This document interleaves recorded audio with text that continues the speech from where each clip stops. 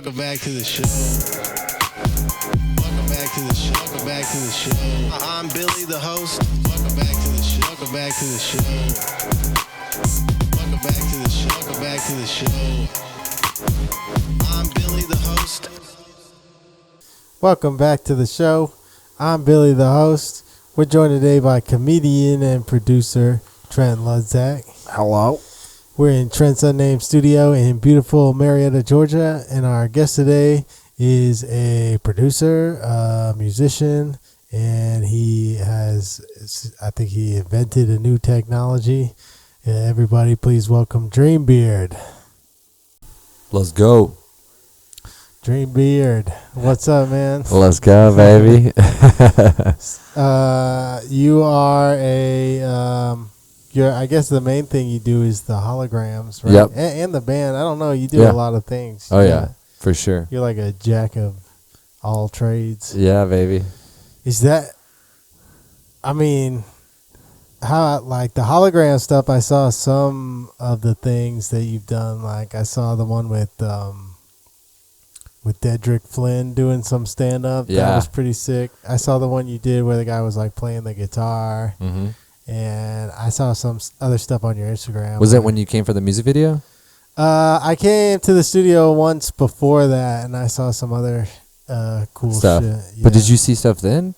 I saw the Deddy stuff at the studio. Yeah, I saw that. At the music video shoot. Yeah, that was sick because it was like our first try at like comedy. You know, I had been wanting to try comedy for so long. You know, and so for me, it was like one of those things where it was just cool to kind of experiment. It's not what we necessarily do, like, or we're very music centric, you know, as far as like what we're doing with the hologram stuff, but we are kind of starting to dip our toes into other things. So yeah. Have you been to any of like the metaverse like comedy clubs that they have?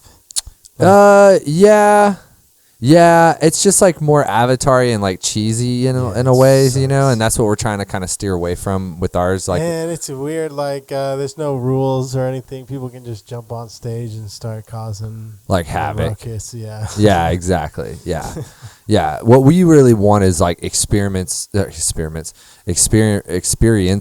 that are in your home that feel real. Like you're with the artist, like you're with the comedian, like you're with the athlete, you know, whatever it is. And that's why we really enjoy augmented reality, where it's like, you know, it's being projected, the holograms right there in front of you, it looks real.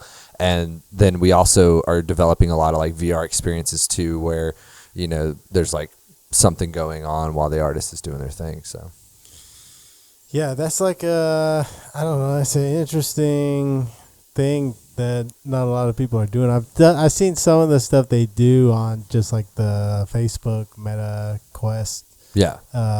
With like Doja Cat or whatever. Yeah. They had an Avenged Sevenfold one on there. Yeah. So what those are 2D green screen performances. So what's different is like basically what those are is like it's one camera, kind of like it's being used to shoot us right now, just like a regular standard cinema camera, right. And it's a green screen behind them. And so what it does is then you're only able to sit in like one position and watch the VR performance, and it's kind of like green screened out, you know, and they're kind of like doing their thing. What's different about ours is it's like completely 3D. Like you can walk around it, you can fully experience it. So it's like totally different level, you know, and what we're trying to kind of have happen with what we're doing. So yeah, like the Tupac hologram.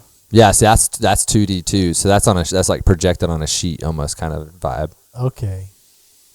But he was like playing Coachella or something like that. Yeah, exactly. So that's another big difference is like we really want like realistic performances, not AI. So the difference is like we don't have any AI. You know, as we were saying off the podcast, raw dogging it. We want to like raw dog reality. We want you to feel like you experience that person. You know, like we had T-Pain in recently, and it's like we want you to be able to like relive like your whatever that was for you 20s, you know, like, and see T-Pain perform in your living room stripped down, not stripped, but stripped down. Some people, you can make a lot of money. Oh yeah, stripped it down in the living room. Bro, trust me, we've been trying. We've been trying it.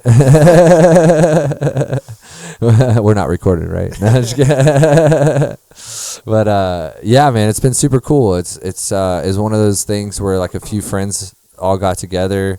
One of my friends had the idea, and we just kind of created something that really hadn't been done before, and it's been super fun. Yeah, I've never seen anything like it. It's really interesting. Like, yeah, I think as technology evolves, it's going to be, we're kind of like ahead of the curve almost. And what's cool is as we capture some of these, especially the legends that we have coming in, let's say like, God forbid they die, like, which is what we're all going to fucking die, right? So like, that's where these holograms become like wild. We talked to the Rock and Roll Hall of Fame and different places like that. Is this something you can like patent or something? I feel like as soon as Disney gets their hands on it. So we have patents on the technology and different things about the sound technology too, because we have like 3D sound when you're wearing them. So like especially the live performances, as you like walk closer to the guitar gets louder. As you walk away, as you walk behind them, it sounds like you're behind them. Yeah. And so there's like patents on that. And so what really is honestly though is like, even if you had the technology, it's still extremely hard to do what we're doing. And I can explain why, because we thought, yeah, you just get something cool like that. You build this technology that's never been built before and people will just come. And that wasn't the case. And then it gets even more complicated. So it's like, okay, so you finally get someone in. Well, then you have to clear it with the publishing, the label, sync licensing, like all these different things. So like the artist could say, yeah, I'll come in. You could even pay the artist, have them record it, and then never be able to put it out. That's what we thought this podcast was going to be, like a bunch of, we just set up the podcast and then, famous people will want to come through. Exactly, dude. So far we've just got a bunch of open micers. Hell yeah. And you. Exactly. Hell yeah, man. No, I'm kidding. But yeah, man. But yeah, that sounds like a lot, especially because, yeah, this is like new ground that they haven't been touching. So, but I feel like in the future, as like artists grow and stuff, more people are becoming independent. More people are. Look at like Tucker Carlson. He's trying to start a Patreon like Tim Dillon. Oh yeah, man, 100%. Right now, like people are just going straight independent. I remember when I was in a band several years ago, I would talk to a lot of other bands, and the ones that I felt like were the most, that I wanted to be like the most, were the ones that were not on a record label and were just doing independent stuff and had their own little fan base and friends and everything. And I love that, man, like true guerrilla marketing. Yeah, because all my friends that ended up getting signed to record labels and stuff all just had horror stories about getting screwed on money or whatever, tours or whatever it was. Experience that. Yeah, I'm very sure. Real. It seems like independent people are going to be more like easy to work with. It's really the way to, it's really. Even with comedy, like Shane Gillis is popping off now. Oh, yeah. He's just doing YouTube sketches and like stand-up. I think his stand-up special was on YouTube at first. And see, with people like that, I think it's much easier because I don't think they usually have like a label. They don't have any kind of sync issue because they're just you're just talking. There's no music involved. There's one label, 800-Pound Gorilla, that does like comedy albums, but I've heard they're chill. I've heard they're like cool. Easy to work with. And so, yeah. Yeah, man, I would love to get more comics in, man. I think after having, like you said, Daddy as an experiment, it went really well. One thing we are still trying to figure out, though, is like, so if you've never seen you can go to soapbox.us on Instagram to see some of the pictures of the machine. But basically, it's this giant green room, but the machine lives inside of this green room, and it's 48 cameras that simultaneously record you, and there's 2 computers on each tower, and there's like 12 towers, and then there's a server room that talks to all of them, and then it goes down to one supercomputer that we use to actually control it all.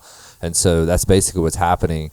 And why I say that is because when you put a fucking comic in there, it's awkward. Yeah. Like it's super awkward. They're like, what the fuck? It's like there's like Yeah. there's cameras everywhere. There's lights. Comics are scared of that. There's no audience. Yeah, and there's no audience. And so what we did originally with Deddy is we brought him in and we had like 3 or 4 of us with a microphone in another room watching him on a screen, and we were just kind of like chuckling, and they had a monitor where he could hear us. And it kind of was like weird. So I was like, all right, what about this? What if we go in the room with him behind the cameras and in the machine with him, and then we just hid behind these like green little walls that we created, and then we just like looked at him like it had to be the funniest thing ever, because literally we were looking over these green things and only like this much of our head could show, and you could just hear us like chuckling. We're just like and it's just probably awkward, but it was a little better. And then what we ended up doing, just to be honest, is I actually added like I beefed it up with a little bit of laugh tracks. So it sounded like there was like 12 people watching him, basically, What can you do? You can't get any people in there. Exactly. And that is one thing we're trying to figure out. The last thing I'll say is like, are we bringing a famous comic in? We have thought about bringing like 20, 30 people in there, because we could fit them in. We would just have to somehow hide them, but at least you would hear like an authentic laugh track, Yeah, that's a tough problem to solve. Give him green sweatsuits. Yeah, maybe miking him up in the other room could work, and I don't know that. Then I don't know if you can. Yeah, because then they can't have a visual monitor in there either, can they? We probably could put a screen in there. I haven't thought about that. I'll talk to the guys. That's a good idea. But yeah, we're always trying to solve problems like that with artists when we bring them in, because we want them to feel comfortable and to like perform and to do their thing. And it's such an awkward thing to be in that machine. So we're constantly trying, like with any artist, to make them, feel the vibe, so to speak. I do think comics get like energy off both the sound of the laughter and like the visual. Exactly. Seeing people smile and laugh and light up. Yeah, that's huge. Yeah, look at somebody's eyes. They're really, they really like that joke or whatever. It makes a big difference. Big time, man. So a really talented comic will be able to work with a screen. Be like, hey, you in the exactly blue shirt or something like that. Yeah, that would be fucking awesome. Somebody like Bob Place or something. Yeah, exactly. I don't know how, because your wife does stand-up comedy. Are you okay talking about your wife's comedy journey? Yeah. How can you're pretty supportive. You come out to the open mics. God bless you for that. Yeah. For real. Well, it's hard when you're not a comic, because my wife used to come out with me sometimes, and she'd be like, you're just like sitting around for a like long 4 time, hours, and then you get like that one moment. Yeah, what it is. It's like, well, why do you need to do this? I'm like, you don't understand. Yeah, exactly. I think what helps is like, I've always been an artist, so to speak, quote unquote, like in different ways.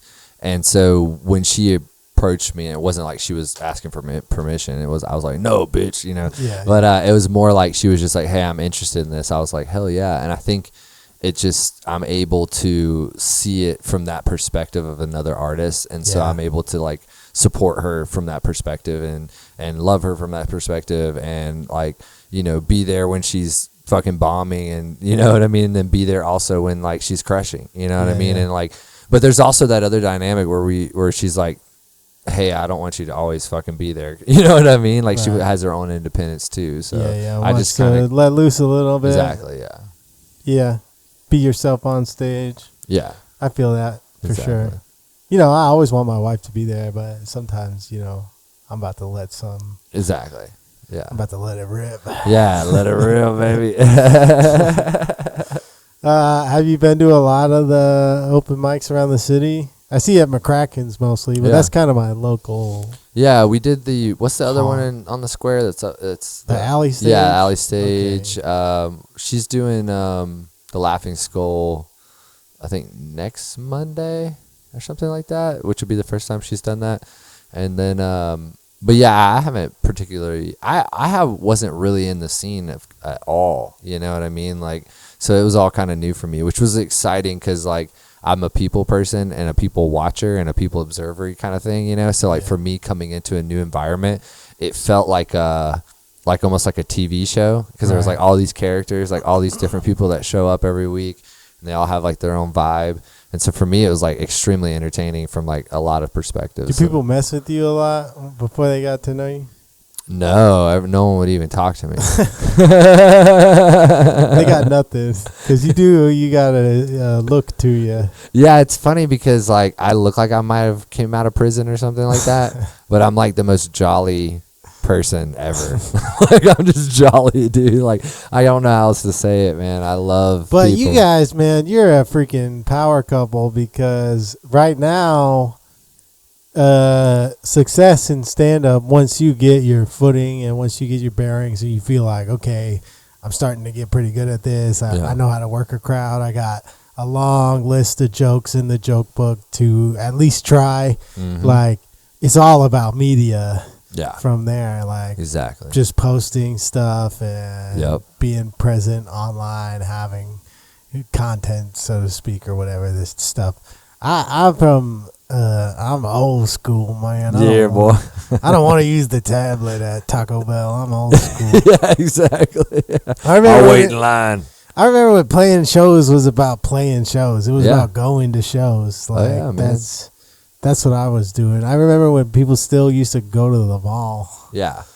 I still struggle with that too. I'm on the line, you know, because like obviously with the hologram stuff, we want to be known, right? Yeah. Obviously with my music stuff, which we can go into that later if you want. And like, I want to be known, you know, right? Not like, I want to be known like this weird, like, you know, whatever narcissistic way, but more just like that's a part of it, right? Like you want your music to be heard. You want your whatever you're expressing to be heard. You want to be respected by your peers. Yeah. So there's this like struggle of like, I have to be on social media to an extent, you know what I mean? I have to put myself out there.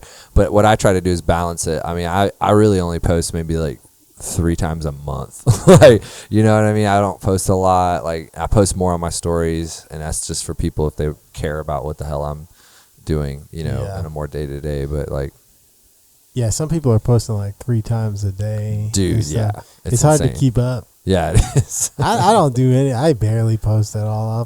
I'll post a lot. Like I'll go in spurts. I'll be real motivated. Like I'm gonna edit. I'm gonna post. Just manic. We're like, I'm gonna take over the world. Yeah, and then something will happen. I'll be like, you know what? I don't care. Exactly. I'll run out of weed.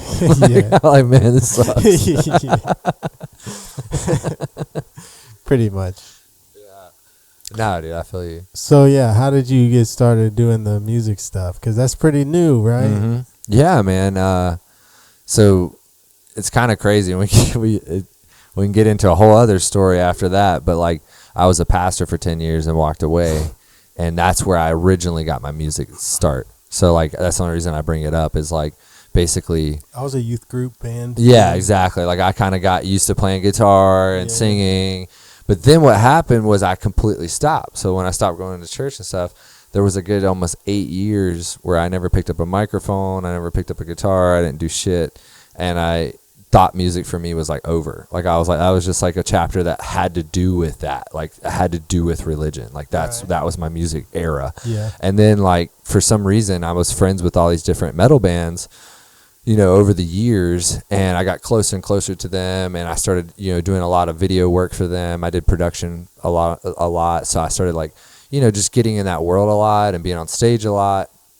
And then one day I was on tour with this band called Memphis Mayfire, and I think there was like Norma Jean and I think like Secrets and a couple other bands were on it. And yeah, my buddy toured with Crown the Empire. I think they did a tour with Memphis Mayfire. Mm-hmm. Or Maddie was the tour manager or something like that. Yeah. So, and so shout out to Edward. Yeah, hell yeah. And so basically it was my birthday. I'll never forget it. So it was my birthday, and we were on tour, and it was in Orlando, sold out. It was probably like, I don't know, dude. There was a lot of people there. Like, I can't remember. Like well over 1,500. This was at people. A club or a It was theater? Like 2,000 people. It was like, I mean, it was a big theater. It was like a festival? No, it was like indoors, but it was just like a big room. Big ass theater? Yeah, it's like a big ass theater. Yeah.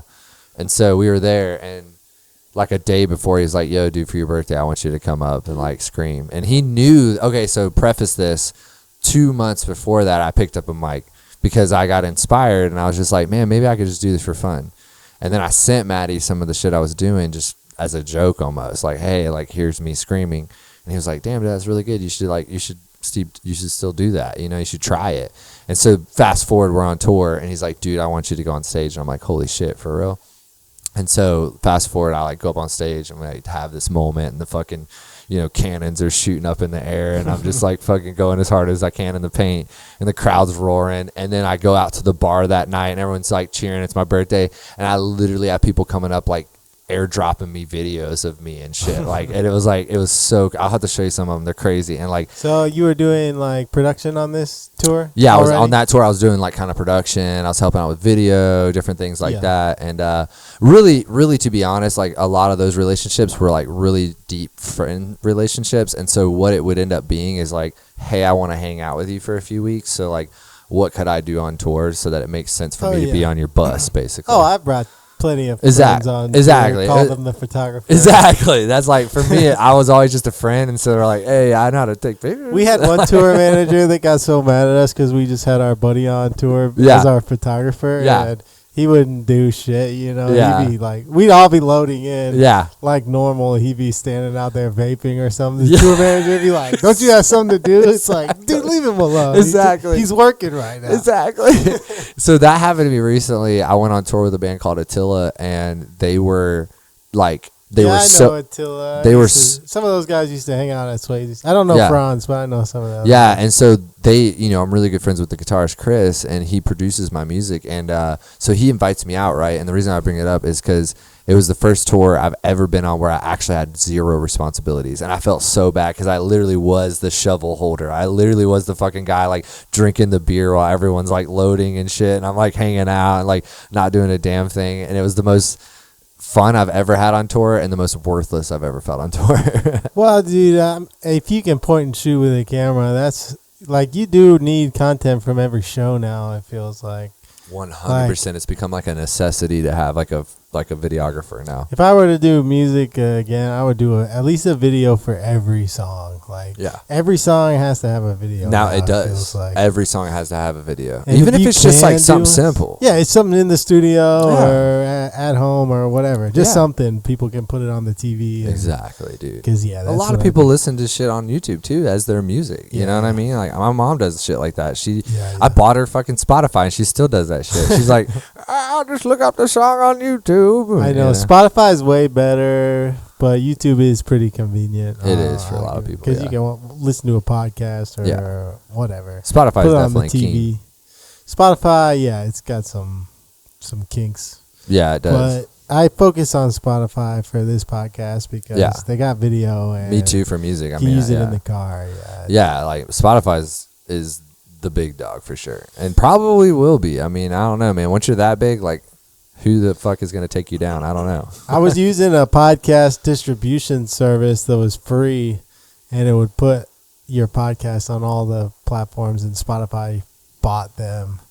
And then then now Google Podcast is gone. They don't do that anymore. Really? And I think Apple is like maybe on its last leg. It's just Apple Music now or something. Yeah. Dang, man. Yeah. Times have fucking changed. That's for sure. Yeah. Yep. I mean, they changed the rules too, because before Spotify bought them, you could do an ad for the website. It was called like Anchor FM or something, and you could read an ad for them and at least make like a penny per episode or whatever. Yeah, that's how my old podcast was, and then I scrapped that one and started a new one. Yeah. So now I'm bending to the Spotify will. Oh yeah, dude, 100%. It's the game. You know, with music right now, I'm dropping a song next Thursday, and it's my third song, and Spotify's everything. Like, you have to like. It's so weird. You have to like submit your song 6 weeks in advance. There's like some sort of genie that like looks over your songs and basically decides if it's gonna like hit the algorithm mothership. ChatGPT. Exactly. Like, you have zero control these days with that. It's like you just have to kind of throw it out there and see what sticks, you know. And I guess I didn't even finish like why the hell I do music and shit like that. We kind of stopped at the Maddie thing, but I don't know if you want me to.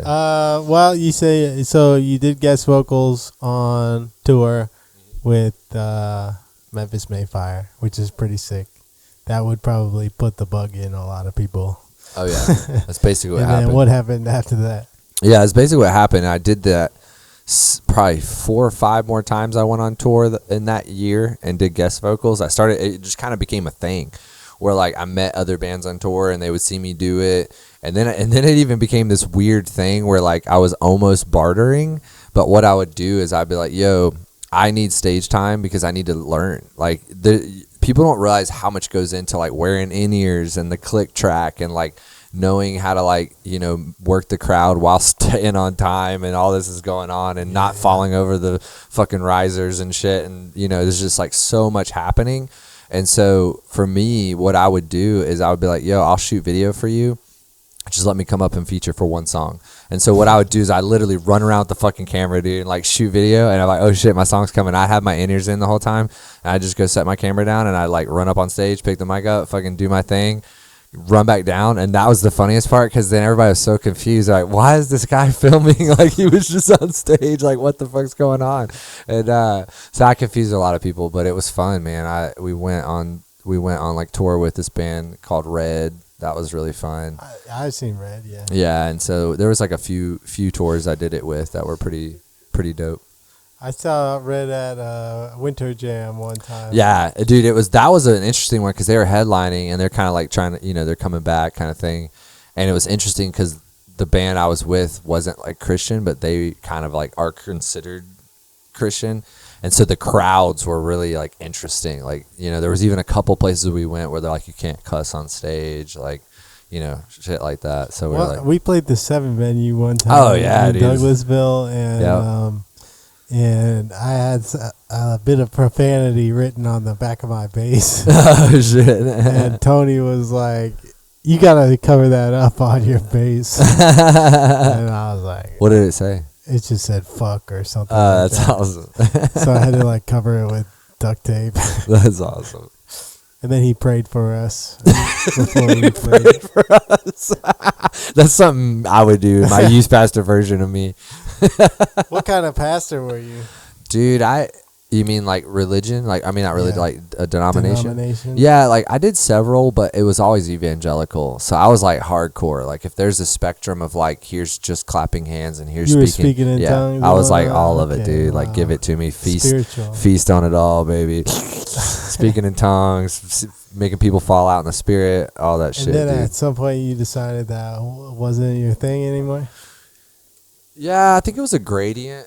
I was always kind of like the bad guy in church anyways, like I was always a little fringe. And I grew up in a church and I would get some complaints sometimes. I'd be like, so-and-so said you got to stop sagging your pants and yeah, exactly, having holes in your jeans and stuff. I'm like, why do they care? Exactly. I'm trying to give Jesus a show. He's omnipresent, baby. Yeah. Like, what? You guys need somebody to play the guitar, don't you? Exactly. That was literally the truth, though. You just literally dropped a bomb. That's What's hilarious. the problem? Yeah, what's the problem here? I'm the guitar player, baby. You ain't playing worship tonight without me. Especially Hillsong. Does anybody else have a capo in here? I didn't think so. Exactly. That's awesome, man. That's how it goes, man. That's really, that type of music was just like always around me growing up. I didn't realize I was like different than other people. I thought everybody liked this kind of music. Then I grew up, I realized you were in the like confirmation bubble. All you knew. You're a hipster. No one knows what you're talking about. Yeah. Like, nobody listens to this. Nobody listens to music with guitars anymore. I feel like the kids don't listen to it. Yeah, it's very production based. They all listen to like JoJo Siwa and yeah, exactly. I mean, dude, whatever. I'll be ripping her shit. No, I'm just kidding. Knocked Loose and JoJo Siwa. Oh yeah, Knocked Loose mixed with JoJo. That's awesome. But yeah, no, talking about how it ended, the religion thing, it was a gradient. I created the first beard product about 14 years ago, and I ended up selling it in like 140 countries, and that's what I did for about 9 years of my life, and then I ended up getting rid of it. And so during that time, bring that up is because You were still a pastor when you came up with the beard yes. thing? And so it was like a gradient where like I got around all these people that didn't believe in Jesus and talked way different. And so I'm like hanging out with all these different people. So like the conversations are like starting to make my mind like see things differently. And then one day I was like, I really want to try weed. And that was like literally the catalyst. And I mean, I literally feel like it changed my life. And so I bought some on the internet with 3 Bitcoin, which now would be worth a lot of money. But weed I on love, the internet? I love this story. Yeah, don't do this, but it was. Goodness. I bought Bitcoin when it was $100 because my friend from NASA told me about it, and I wish I would have kept it, but I bought it for $100 and I had like 10, so I had like $1,000 in Bitcoin. Dude, if I could go back in time. Yeah, me when too. Bitcoin was first popping off, I was living in a college dorm, and I didn't have to pay utilities. And we were like, we should just set up a rig. Yeah, 'cause we don't have to pay any electric bill or anything. well, that's what my friend was doing, and this was like, dude, this was a long time ago. He had like a rig, so he was able to drudge or whatever the fuck it's called, way more Bitcoin than you can now. Right. And so I think this dude literally is like loaded. But I ended up selling all of mine for weed on the dark web is the point. And so I literally had it shipped to my house. I was scared to death.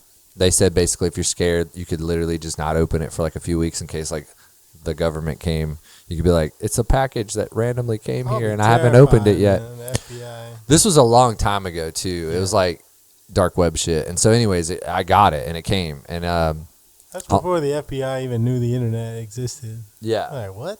People are Yeah. Exactly. Like people are racist on this thing? exactly. And so yeah, man, I will never forget it. I smoked weed. I did 1 marijuana and then I walked up to the piano and I started like worshiping and I felt like a presence way stronger than I ever felt. Like I felt more connected to myself than I had ever felt. That's and I was like, Rastafarian exactly, right there. you know? And so I felt like what I was like, how have I been lied to basically, you know? And that's kind of like, I mean, well, I think like organized religion and the true tenets of Christianity are probably very different. for sure. Because like all the religions are kind of just like they've been so muddied up with different wars and geographical political struggles that like it really depends on where you were born and what circumstances you were put in. But I think at least like the Christian message is like not, I don't think it condemns weed or anything like that. Yeah, no, I mean, we now know, you know, I ended up studying, I have a theology degree, but I studied like a ton afterwards. And we now know that like even in the temple that they found remnants of cannabis in the temple, like basically what they were using as like incense had I'm sure cannabis they were in it. using anything they could get their hands on back dude. then. Like I mean, they were probably mainlining the Holy Spirit, all that shit. chemicals, early medicine, Early like, meth. Yeah. Whatever. They were cooking it up in the kitchen, you know. Exactly. They had baking soda. Yeah, exactly. Baking soda. Drano and baking soda. They say the best like opium comes from the Middle East. Yeah. That's what they say. Have you ever tried opium? No. Would you ever? Yeah, I thought like a good business idea would be to go to a state where all drugs are legal, like And open like an opium den? Oregon or something. Yeah, have a that'd be opium legit. den. Billy, what did you think Afghanistan was about? Weapons of mass destruction, man. It's about the poppy fields. It's about mission accomplished. Yeah. It's about they hate us for our freedom. They hate us for our freedom. God damn it. And our Miller Lite. They hate us because we have gay people marching in the streets. Yeah, exactly. The gays. I love it. Our freedoms, man. I gotta sit here and look at George W. Bush's face this whole podcast.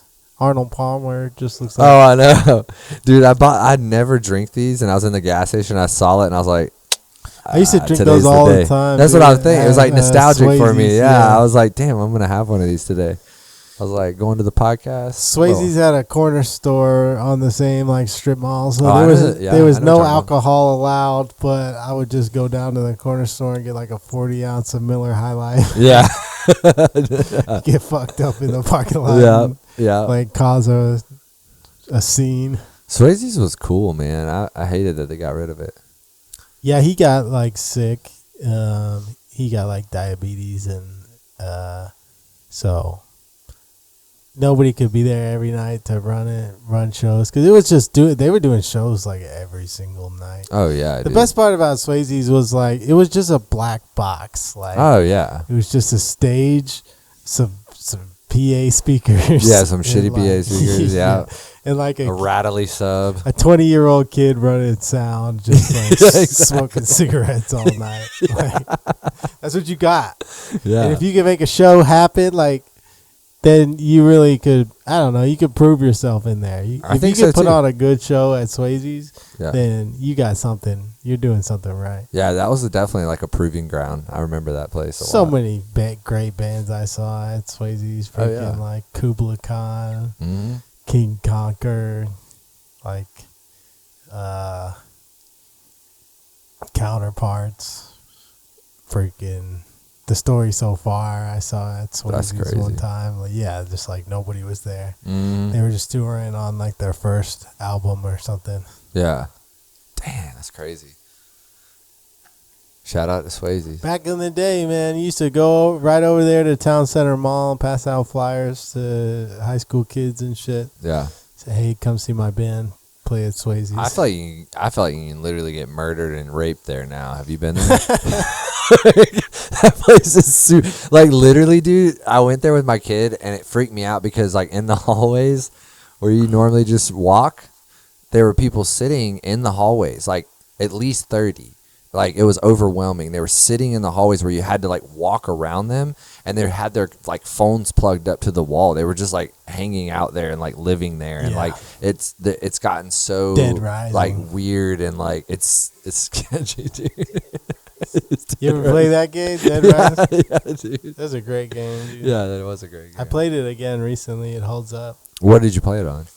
PC. PC. You can get it for like $10 on Steam. Oh shit. Only the first one though. The rest of them are broken on PC. They don't work.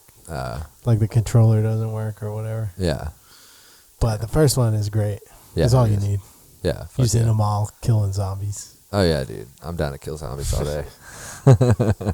Smoke and kill zombies, baby. So you've been making music with your son lately? Yeah, man. We do that too. I actually gave him his first record deal. You got a whole like talented family. You got all this stuff Yeah, going on. dude. I appreciate it. Yeah, we gave him a record deal. It's crazy. So me and my wife had this idea where like, you know, a lot of people teach your kids where it's just like the only way you can make money is through like this regular way of living life, right? 9 to 5. You got to become this or that.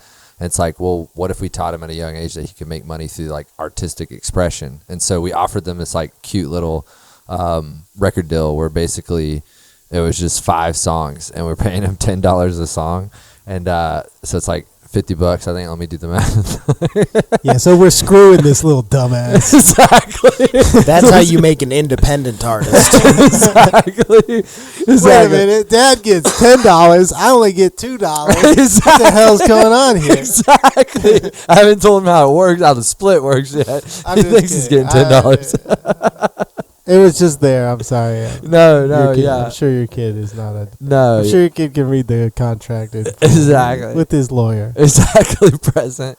Oh yeah, like get a lawyer, kid. Yeah, for Your sure. dad, you know, you hear those stories all the time. Like the kid is in acting or whatever. Oh, yeah. just, The parents like, fuck him all over. their I take money all the or money. whatever. Yeah, dude. Shia LaBeouf or whatever. Exactly, dude. I'll Shia LaBeouf the fuck out of my But your kid sounds like he's if you take his money, he's just gonna slit your throat. Dude, seriously, no. You don't know how many times a day he does that. Like, he'll just walk up to me, he's just like, and I'm just like, what the fuck, dude? Like, I swear to God, I feel like I'm going to wake up one day and he's just going to have, like, a knife over me, and I'm just like, What's that movie with the kid and he's like Evil the Omen or something like that? Yeah. That's exactly what it's like. Like, I feel like my kid could act in those movies very well. Hey, it's a good way to make money. You just got to make sure nobody like Nickelodeon's them. Exactly. You got to be there the whole time. Diddles or- them and shit. Yeah. Yeah, 100%. You think people were just so like starstruck? Could you ever imagine taking your kid to like Michael Jackson's house and being like, he's just gonna stay the weekend? Yeah, and you're like, He's famous. you're What's like, he gonna do? Okay, it's fucking Michael Jackson. It's like, of course. The guy He's may got a beat roller it, coaster, dude. honey. What? No, he's fucking Michael Jackson. Yeah, exactly. I was watching one documentary about this guy who like kidnapped this like little kid, and this guy was like manipulating the whole family. He started banging the wife first, and then he started banging the husband too. Holy shit. And I'm like, that is Riz right there. That dude. I'm saying, you, dude. You start out banging the husband, then he finds out. He's like, well, I gotta see what the all the fuss is about here. I gotta find that guy's internet course. I'm sure he's got some good It was pointers. a terrible story because his whole end goal was to get the daughter. And then he threw her into a van or whatever and was like, oh, we're just going on vacation. They were like, okay, well, I guess she's on vacation. Dang. How did that even... That's like the Stockholm Syndrome almost, you know? Yeah, it was like the 70s or something like that. People will just... People were just fucking dumb, I It guess. was MK Ultra or something. Yeah, exactly. They were getting brainwashed at church by... Exactly.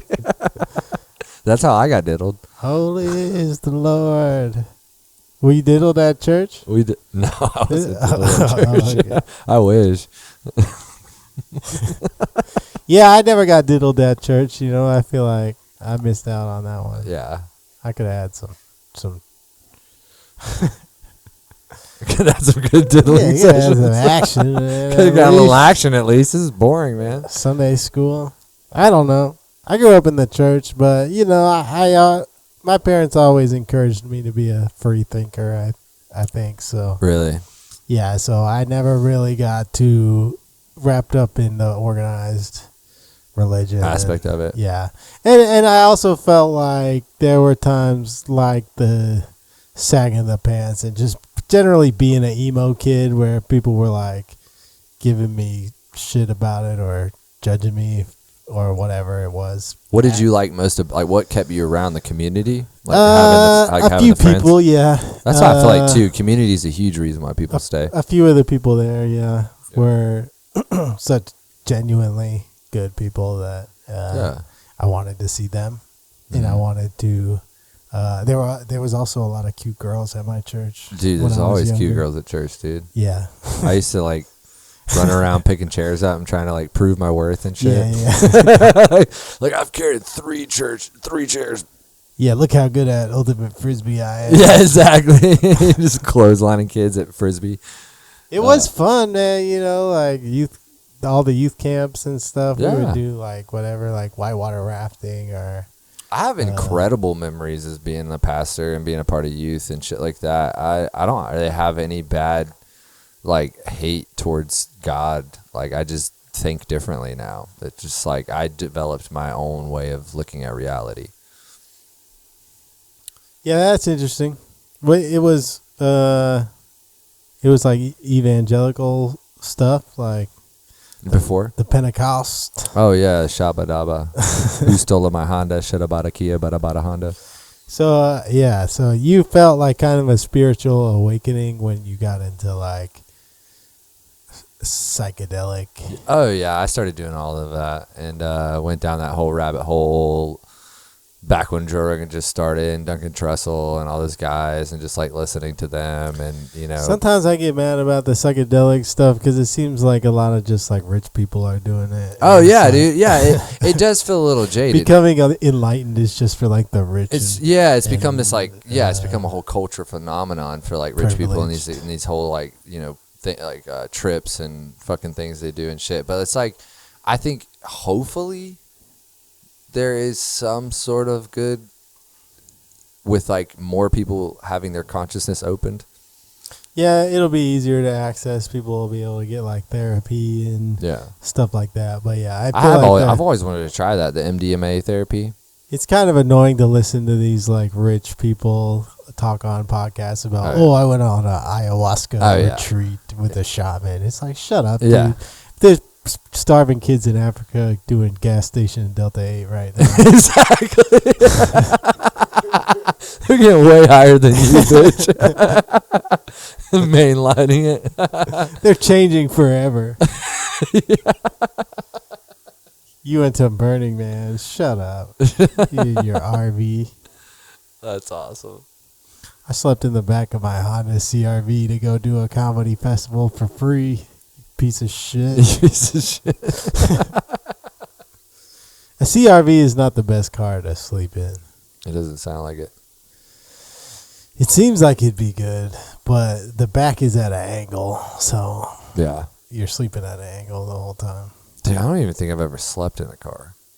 Like, probably kicked back, you know? Like, that kind of shit. But I don't think I've ever just been like, yo, I'm going to sleep in this fucking car tonight. Well, comedy is a very, like, solo game. When you have, like, a whole band and shit, you usually have, like, at least a van. A van or something, Like, we had a van. It was a piece of crap, but Yeah. it at least had, like, a king-size mattress in the back and shit. You did that? Yeah, I've seen that before where they have it. I've even seen where someone put, like wood across it so like you lay underneath in a bed and on top. It was almost like double bunk. Yeah, the Sprinter vans are really good. Oh, those are super We had sick. like an old conversion van, so we made it where we did the wood, the plywood, and the 2x4, but we made it to where we could just slide our gear underneath it. That's nice. And then like three or four of us would sleep in the queen bed, nut to butt. Hell yeah, dude. It would get hot in that bitch too. Oh, I bet. But we would also set up tents and stuff like that on the road. Yeah. But yeah, our friends had like the Sprinter van where they had like 2 bunks on the side, so 4, and then 2 across the back, so it was like 6 bunks. Yeah. Yeah, I feel like Sprinters are a great starter, situation. I feel like now though there's become there's this friend of mine, Zero, that like him and his dad started a company specifically for that, and they're renovating RVs and they're kind of putting bunks in RVs, and it's a lot cheaper to rent than like a bus or like or even the bandwagon. Yeah, I think somebody needs to set up a thing where you can just rent a van to go on tour or whatever. Exactly. Because we would rent vans and stuff and just to like take the seats out, but it kind of sucked because they weren't built for being on tour for a month or whatever. It was just a passenger van. So exactly. If somebody was building like specific vans, like this is gonna get you to 30 shows in a month, then there's probably a market there. Yeah, It's cheaper than a bus, right? Oh yeah, big time, dude. Yeah, I forgot what the day rate was for those. We looked up a tour bus at one point. It was like something like $3,000 a day or something like that. Yeah, it's gone up. It used to be about like $1,500 a day, but I feel like after COVID, it shot up and doubled, and it's like about $3,000 a day. I was on the Burt Kreischer fully loaded tour, and they had 3 buses. That's crazy. Plus the production bus, so I think it was really 4 buses. That makes sense. They had 1 bus just for hanging out. Oh yeah. Just, Yeah, that makes sense. just had a bar. Nobody's and, like, shitting some it. food in there and stuff. That's cool. Yeah, that's badass. I never went in that bus. I don't think I was allowed in there. They're like, get the fuck out. I either wasn't allowed or nobody told me I was allowed, so I just never went. Never went in there. Yeah. I was like, I'm gonna keep to myself. Yeah, I was the same way. They're feeding me. As long as I have a bunk on tour, no matter what it is, if it's makeshift or anything, like I feel happy. Like that's all I need. It's just my own little space. Like I'm good. As long as everything is like taken care of. That's what I love the most about tour is just like there's nothing to worry about except for get to the next show and play it. And Exactly. unload, set up. I love that about play. tour too. A lot of people get antsy or miss home.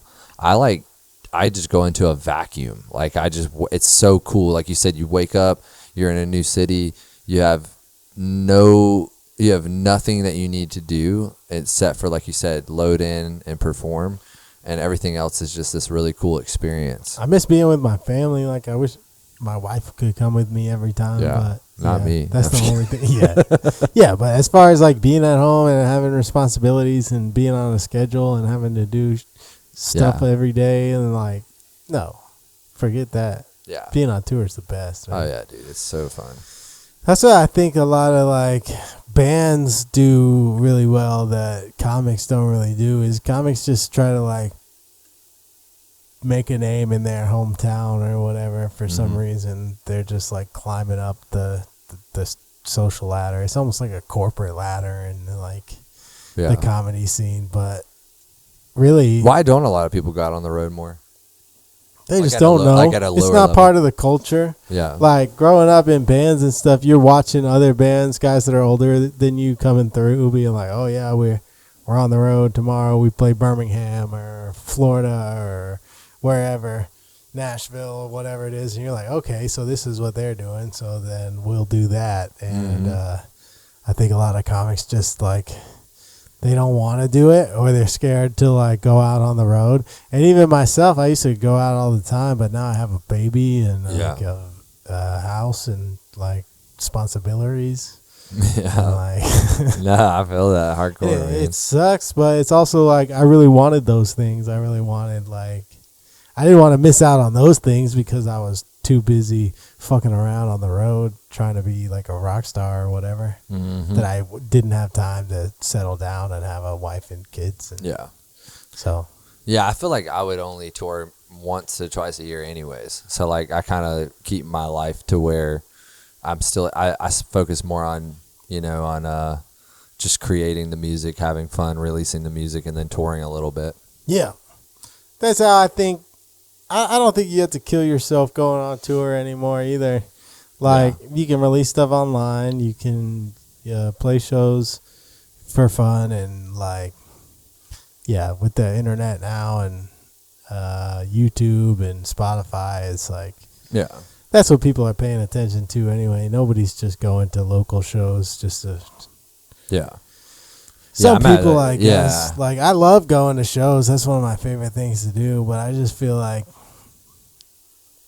these days people are just going to see somebody they saw on TikTok or Instagram or whatever it is. And so that's how the game works now. Oh, yeah, dude. 100%. You got any songs coming out? Any shows coming up? Anything cool? I just played at Center Stage last Friday with a band. I did guest vocals, and then I'm not doing any of my tour because I'm working on an EP right now. So I start Thursday actually in the studio, but actually it's next Thursday is a song I'm coming out with called Bad Memories, and it's the heaviest song I've ever released. So it's kind of an experiment, see if people are into it or not. Nice. So, next Thursday? Yeah, next Thursday. All right. Yeah, it's going to be sick. Thanks man. for coming through, man. Yeah, dude, this is fun as hell, dude. Interesting Anytime. guy. Done a lot of things. Dude, I try, man. Just Dreambeard on Instagram, right? Yeah, Dreambeard's everything, yep. Check it out, y'all. Let's go. Peace.